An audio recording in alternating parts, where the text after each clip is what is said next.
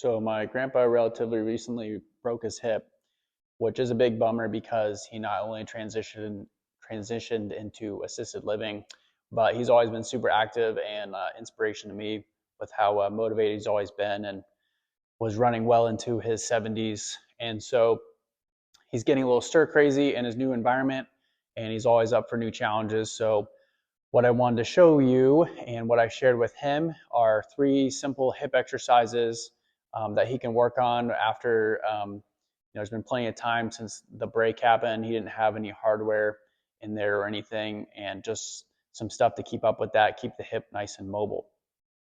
The other two factors worth mentioning are they don't have access to a lot of stuff. So the one thing that he does have access to is a recumbent bike, but that was actually causing him more pain. And other than that, being a really active person, that's a bummer because there's really not else much you can do. So the other thing worth noting is I didn't want him getting up and off the ground a ton, given that he is susceptible to falls clearly. So I needed to have something that had limited equipment and also not getting up and off the ground. And so our options in that scenario were kind of limited. So the following three are just really simple, basic stuff.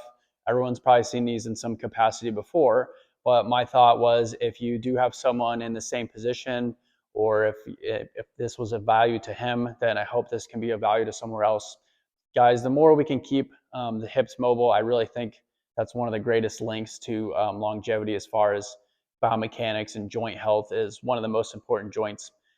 There's plenty of studies that show if you have a break or a fracture, the outcomes after that and the longevity piece afterwards are not great. So I hope this is of value to someone else if you want to share. And I'm just going to walk you through what I saw with him and what I wanted him to work on.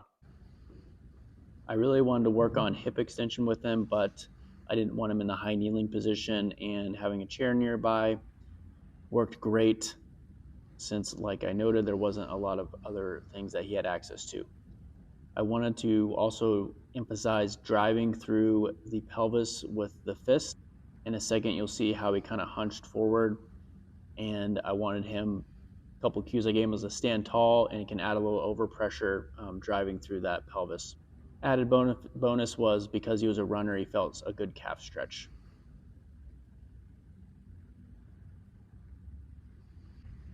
Nothing more basic than a squat. However, not something that we're actually training a lot or you'll see in, assisted living sitters or whatever. But clearly we need to be getting up and out of the chair, up and off the toilet, and I had him kind of testing different depths, and obviously having the chair for assistance, didn't want him falling over. Biggest thing again with him was his lack of thoracic spine extension. So this goes to show you where like chiropractic can obviously be helpful and how he wasn't loading that back hip. Just keep him kind of stay a little taller and test out different depths with his comfortability. Next up, classic figure 4. Now ideally I'd want him to just kind of shift forward in the pelvis and feel a back pull in the hip like so. However, we actually noticed like he had such bad mobility he couldn't even get up in that position, so I just had him kind of hold his knee and just a light stretch across. Again, it's kind of a less is more, especially with this new routine I'm giving him. We can always add more sets, reps, time under tension later.